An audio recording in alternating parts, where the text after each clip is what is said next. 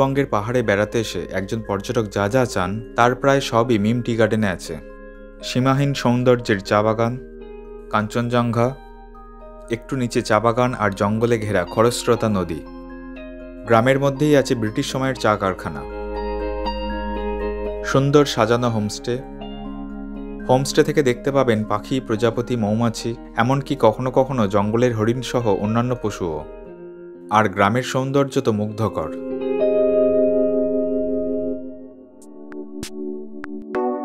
সেপ্টেম্বরে এসেছি, বর্ষা সবে শেষ হয়েছে। স্কুল ছুটি হওয়া বাচ্চাদের মতো মেঘের এখন এদিক ওদিক ঘুরে বেড়াচ্ছে।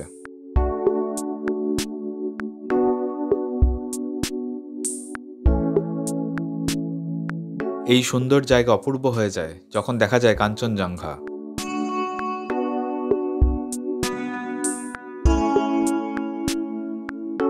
এইখানে দেখা যায় সপরিবারে কাঞ্চনজঙ্ঘাকে। ইনি হোমস্টে কর্তা দানু শেরপা। ঘন কুয়াশার জন্য আমি যদিও কাঞ্চনজঙ্ঘা দেখতে পাইনি।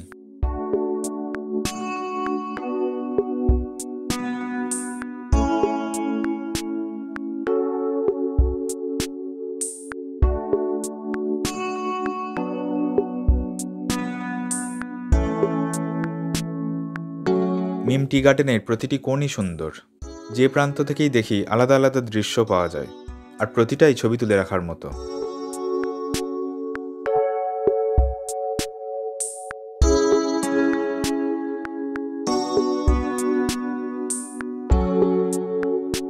ইনি বাড়ির বড় মেয়ে পাশাংজি। হোটেল ম্যানেজমেন্ট নিয়ে পড়াশোনা করে ব্যাঙ্গালোরে চাকরি করতেন। এখন হোমস্টেতে পুরোপুরি মনোযোগ দিয়েছেন।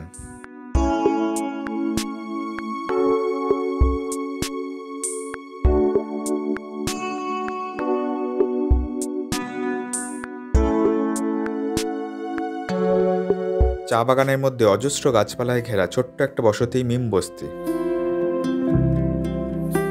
এখানকার তাক্ত হোমস্টেতে আমি উঠেছি। নতুন ঝকঝকে হোমস্টে।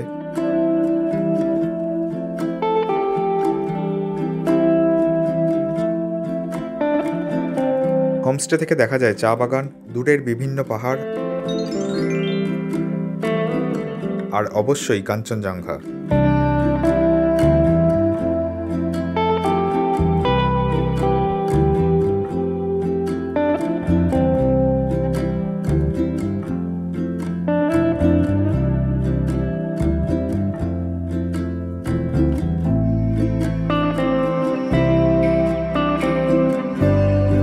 উপরের ঘরটা সব থেকে ভালো, বেশ বড়, আরামদায়ক।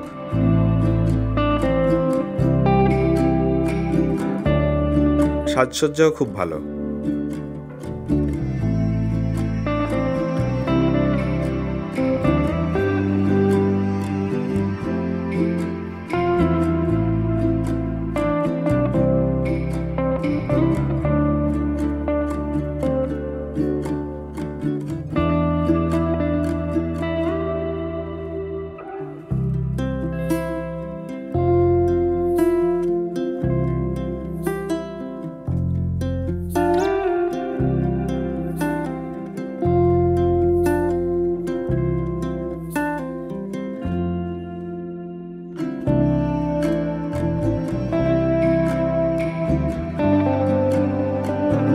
সব দিকেই বড় বড় জানালা আর দরজা।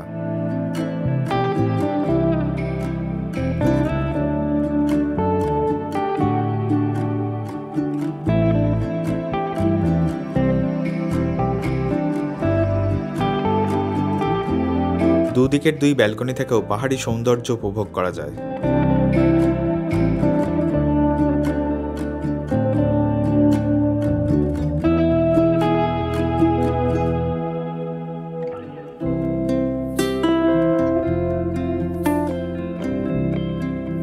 নিচের খাবার ঘর থেকেও সুন্দর দৃশ্য দেখতে পাওয়া যায়।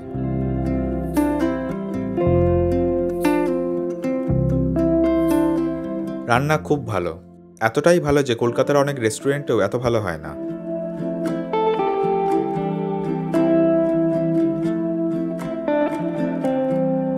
পরিমাণেও অনেকটা দেন।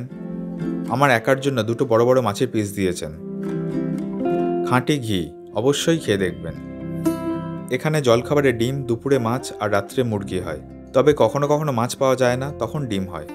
এছাড়া অন্যান্য পদ তো আছেই। হোমস্টেতে থাকা খাওয়ার খরচ প্রতিদিন ১৪০০ টাকা জনপ্রতি।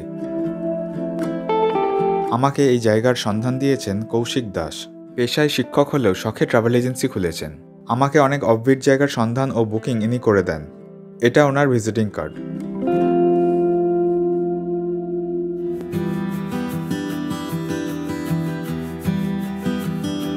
গ্রাম ঘুরতে বেরোলাম।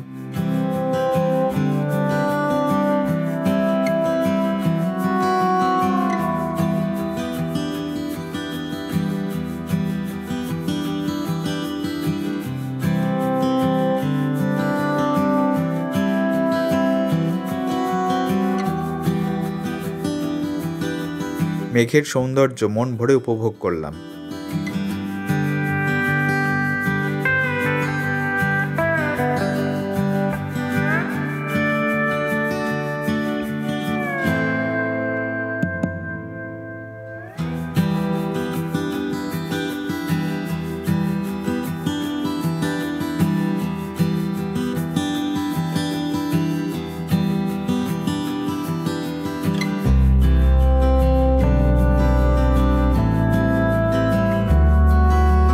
হোমস্টে থেকে ১০ মিনিট দূরে আছে চা কারখানা।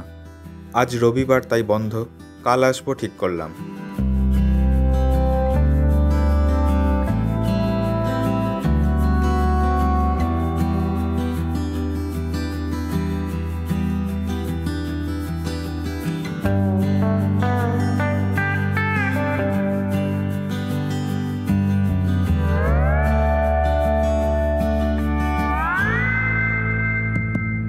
নিউ জলপাইগুড়ি থেকে মিমের দূরত্ব ৮৫ কিলোমিটার। বড় গাড়ির ভাড়া ৩,৫০০ টাকা, ছোট গাড়ি ৩,০০০ টাকা। শেয়ারে আসতে চাইলে দার্জিলিংগামী গাড়িতে ঘুম থেকে সুখিয়া পোখরি থেকে মিমের শেয়ার গাড়ি পাওয়া যায় দুপুর ১টা পর্যন্ত। দার্জিলিং থেকেও মিম টি গার্ডেনে শেয়ারে আসা যায়, দুপুর ২টোয় শেষ গাড়ি। রিজার্ভ গাড়ির ভাড়া ১,৫০০ থেকে ২,০০০ টাকা। শেয়ার গাড়িতে যাতায়াত করতে চাইলে ও আরও বিস্তারিত তথ্যের জন্য হোমস্টের সাথে আগে থেকে কথা বলে রাখবেন।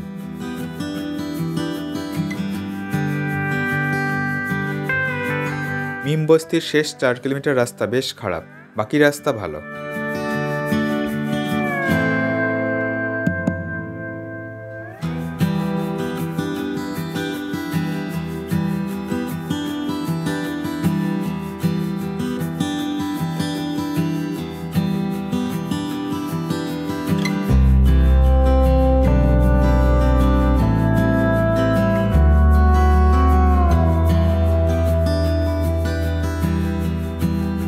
চা বাগানের মধ্যে হঠাৎ দেখলাম একটা হরিণ ছুটে যাচ্ছে।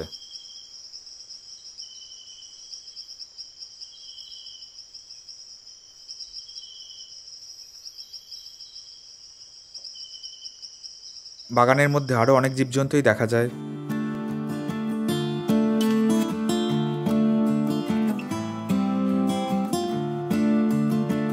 আস্তে আস্তে সন্ধ্যা হয়ে এলো। পাহাড়ে সন্ধ্যা বা রাত্রিতে হাঁটার একটা আলাদা মজা আছে।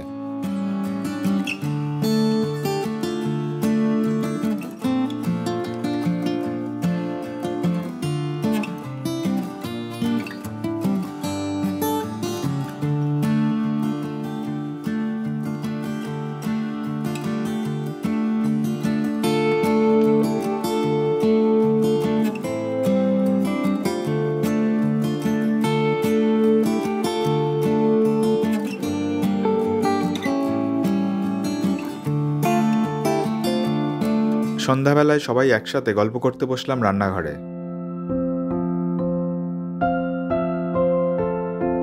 এনার সাথে পরিচয় হলো। ইনি আগে বৌদ্ধ সন্ন্যাসী ছিলেন, এখন সাংসারিক জীবনে ফিরে এসেছেন। বৌদ্ধ সন্ন্যাসীদের ফিরে আসার বিষয়ে তেমন কোনো কড়াকড়ি নেই। গ্রামে পুজো বা ধর্মীয় কাজে এখন ওনার ডাক পড়ে। ইনি মনেস্ট্রির শিল্পী ছিলেন। অনেক সুন্দর সুন্দর কাজের ছবি দেখলাম ওনার মোবাইলে। হোমস্টের ডাইনিং রুমে ওনার আঁকা একটা ড্রাগনের ছবি আছে।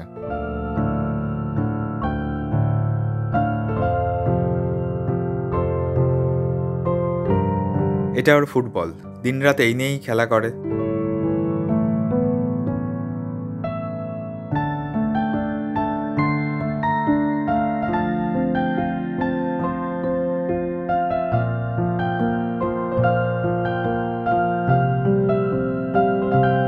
রাত্রে চিকেন পাওয়া যায়নি, তাই ডিম হয়েছে।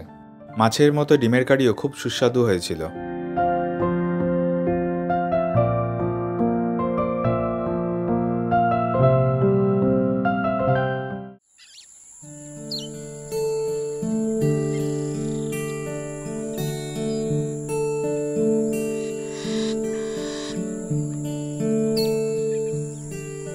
প্রচুর ফুল গাছ, প্রজাপতি মৌমাছি তো আসবেই।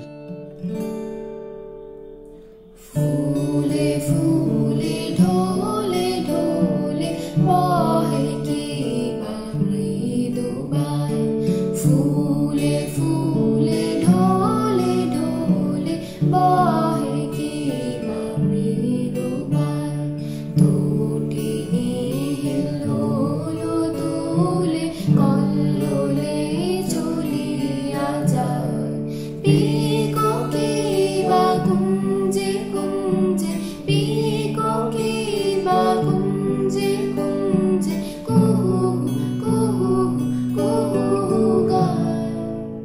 বাড়ির সঙ্গে একটা ছোট্ট বাগান আছে, এলাচ সহ কিছু শাকসবজিও হয়।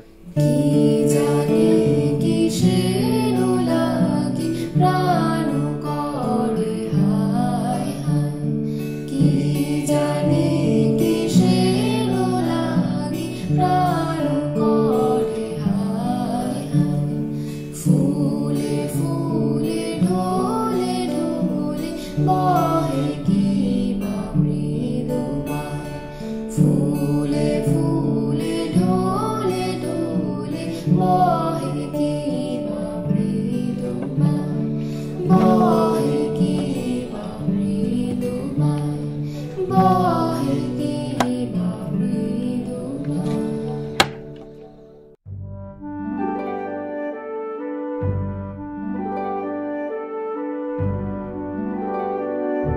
স্বাদের জন্য আমি ক্ষমতার থেকেও বেশি খেলাম।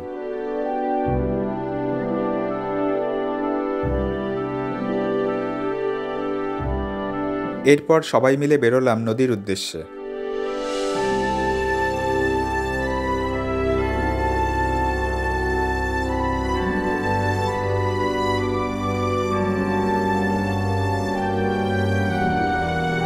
গাড়িতে 30 মিনিটের মতো সময় লাগে। রাস্তা একটু খারাপ, না হলে আরও কম সময় লাগতো।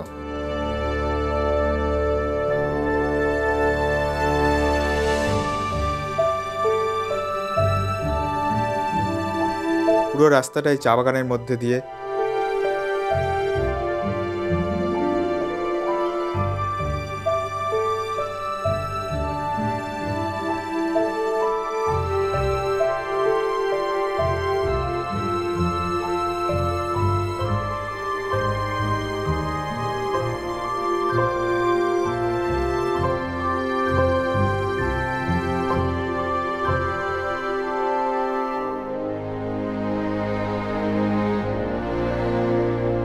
নদীর জায়গাটা খুব সুন্দর। নদীর এক পারে চা বাগান, অপর পারে জঙ্গল।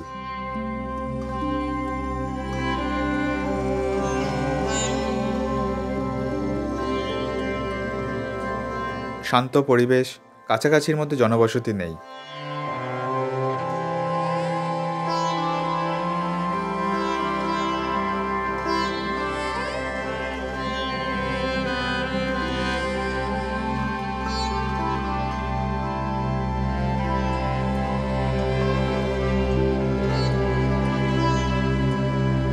একটা ছোট্ট বাঁশের সাঁকো পেরিয়ে নদীর ওপারে গেলাম।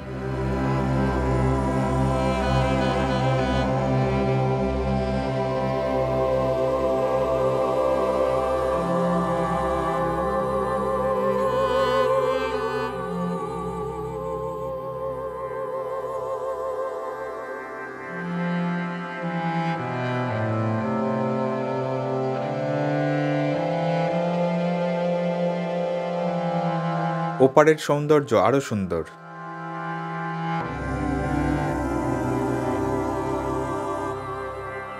পরিবারের ছোট মেয়ে সাঙ্গে। বাড়ির বাকি সবার মতো এও খুব মিতভাষী আর ভদ্র।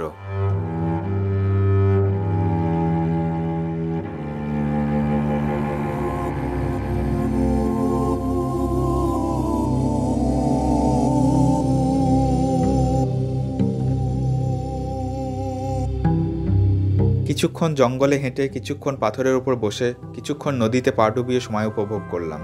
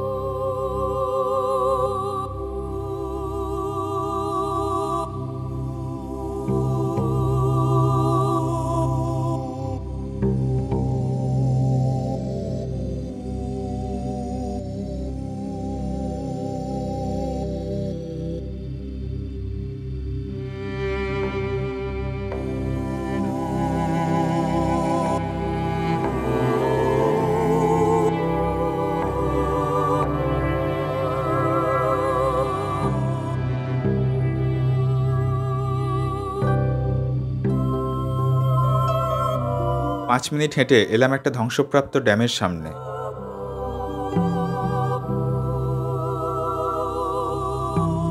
ইনি প্রতিবেশী, খুব মিশুকে মানুষ।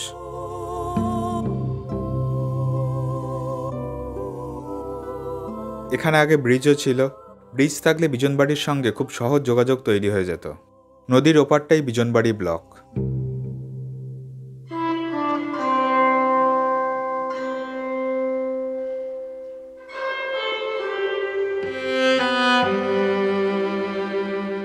নদীর জল বেশ সুন্দরভাবে এদিকে টেনে নিয়ে যাওয়ার ব্যবস্থা হয়েছে।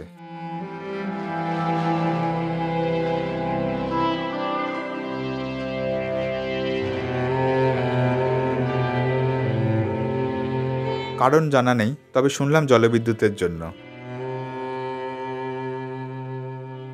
এইদিকে একটা বড় কমলালেবুর বাগান আছে, কিন্তু এখন কমলালেবুর সময় নয়, তাই এখন আর যাইনি। ডিসেম্বর জানুয়ারিতে পাকা গাছ ভর্তি লেবু দেখতে পাওয়া যায়। অনেকটা সময় কাটিয়ে এবার ফেরার মনস্থির করলাম।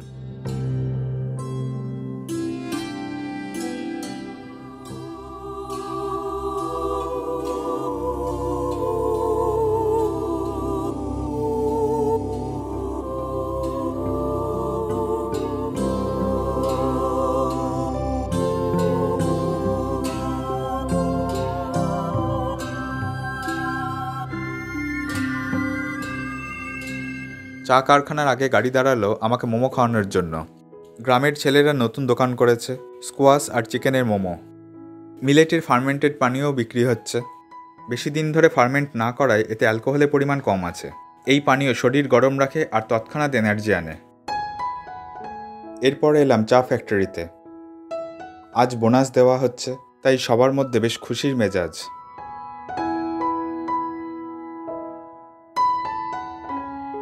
কারখানাতে বাইরের লোকেদের প্রবেশ নিষিদ্ধ, কিন্তু দানুজির পরিচিতিতে আমার ঢুকতে কোনো অসুবিধা হয়নি। একজন কর্মী কারখানার পুরো পদ্ধতি খুব উৎসাহের সঙ্গে আমাকে বোঝালেন। मतलब एक लेवल में भिजाने बाद में इसको हल्का सा पहले जो भी होगा ड्राई एयर देते, उसके बाद में गर्म मतलब हॉट जो भी एयर होता है उसको देते। उसके देने के बाद में इसको उसी तरह से मतलब या तो फोल्ड करना होता है या तो नहीं करना होता है। इसके अंदर डाला जाता है सूखा जो भी ड्राई नीचे रहता है, वो नीचे फैला होता है। यहाँ आने के बाद में हम लोग ऐसे करके अंदर घुसाते हैं। हाँ, अंदर घुसाते हैं। उसके बाद में ये पूरे ब्लॉक के बाद में इसको ये जो ऊपर इसके अंदर पूरे ब्लॉक है, ये इसको अंदर किया जाता है। उसके बाद जैसे ये अंदर हाँ डाउन हो गया, कैसे होता है प्रेशर होता है। এই ঘরের ছাদ টিনের, পাশের ঘরের ছাদ কাঠের। টিনের ছাদওয়ালা ঘরে চা পাতা শুকোনোর ড্রায়ার ছোট থাকে। টিনের তাপকে শুকোনোর কাজে ব্যবহার করা হয়।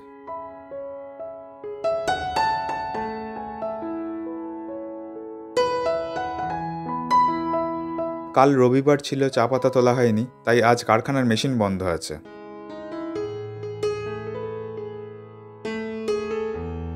নিচে যখন আমরা নদী তীরের সৌন্দর্য উপভোগ করছিলাম, এনারা তখন নদীর পাথর কুড়াচ্ছিলেন। রাস্তা তৈরিতে অনেক পাথর লাগবে, যতটা কাজ এগিয়ে রাখা যায় আর কি।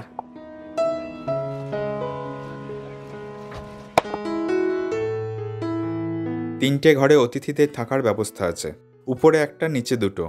সব ঘর থেকেই কাঞ্চনজঙ্ঘা দেখতে পাওয়া যায়।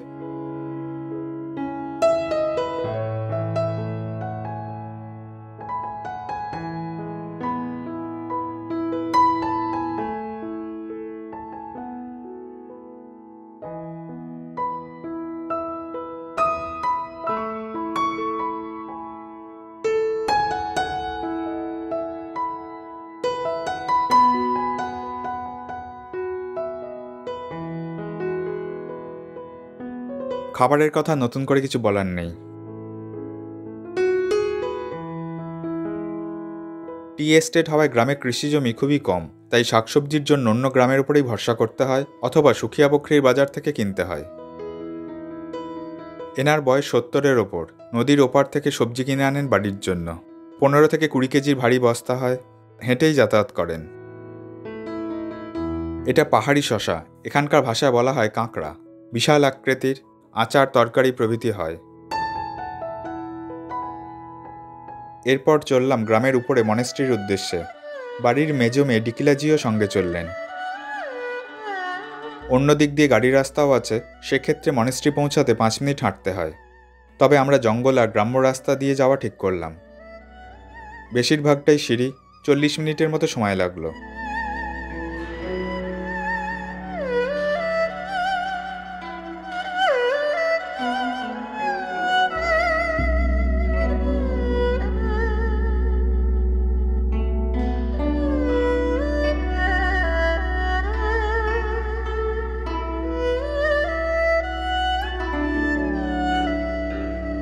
ইনি প্রধান মঙ্ক।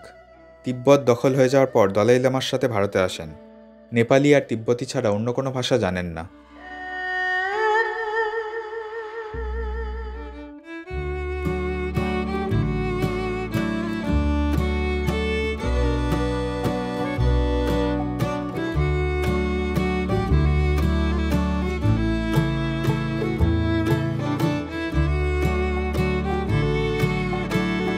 চিকেন বারবিকিউ হচ্ছে।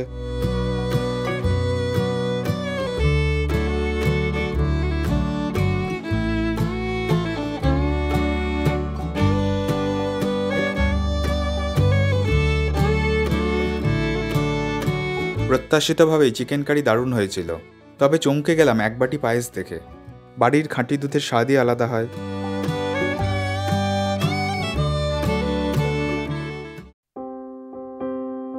আরও একটা সুন্দর সকাল।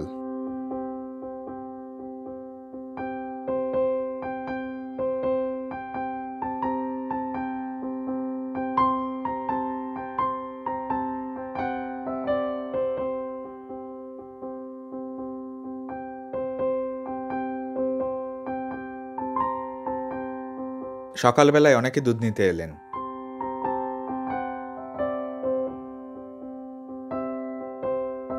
ঘিয়ের জন্য দুধ ফুটছে, পাশে গরুর খাবার তৈরি হচ্ছে।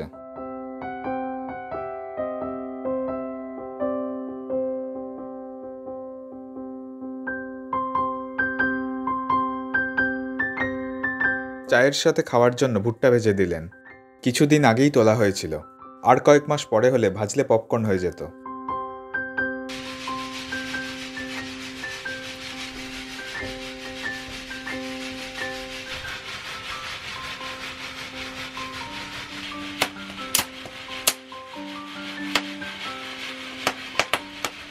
छोटा है ना, इसीलिए पॉपकॉर्न जैसा नहीं होता। जब सूखने के बाद पॉपकॉर्न जैसा होता है।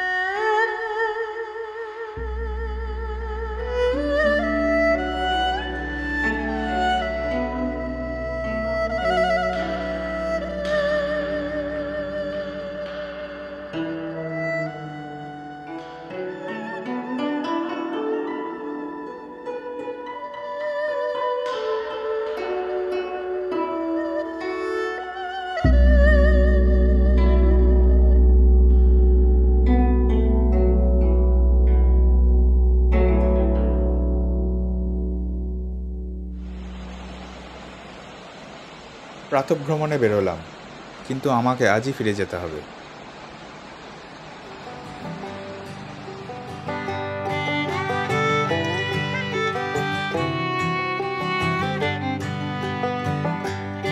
পাখির আওয়াজে মুখর চারিদিক, কিন্তু এই প্রাকৃতিক শব্দ কিছুই শোনা যায় না। শোনা যায় শুধু মাইকে গানের আওয়াজ। রোজ সকাল আর বিকেল অর্থাৎ যে সময় পরিবেশ সবথেকে সুন্দর হয় সেই সময় গোটা গ্রাম কাঁপিয়ে মাইক বাজে। সরকারি এক জায়গা থেকেই গান বাজানো হয়। গ্রামের শান্তিপ্রিয় মানুষরা অনেক অনুরোধ করেছেন, কিন্তু কোনো কাজ হয়নি।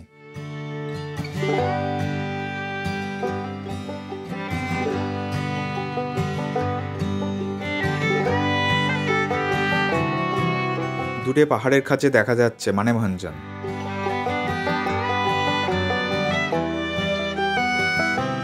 এটা গ্রামের একটা শেয়ার গাড়ি।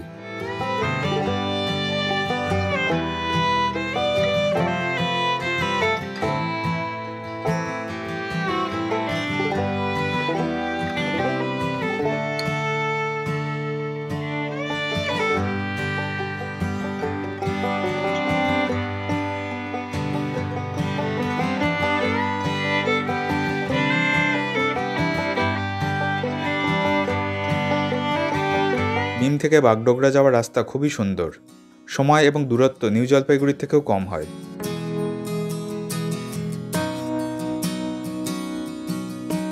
সুখিয়া পুকুরি পর্যন্ত চা বাগান, তারপর ঘন পাইন জঙ্গল।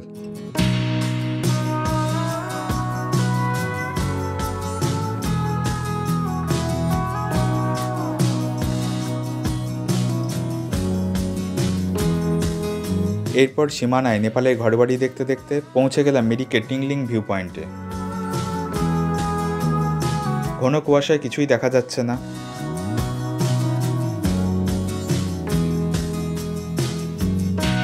সৌন্দর্যের টানে পুরো রাস্তায় অনেকবার গাড়ি থেকে নেমেছি। দুধিয়ায় এসে আবার দাঁড়াতেই হলো। আমার খুব প্রিয় জায়গা। ব্রিজের একদিকে দেখা যায় সমতল আর অপর দিকে পাহাড়। পাহাড়ের ওপর থেকে স্বচ্ছ নদী নেমে এসেছে। আর এই প্রথম দেখলাম পাহাড়ের সাথে কাশফুল। শরতে প্রথম প্রস্ফুটিত ধবধবে সাদা কাশফুল।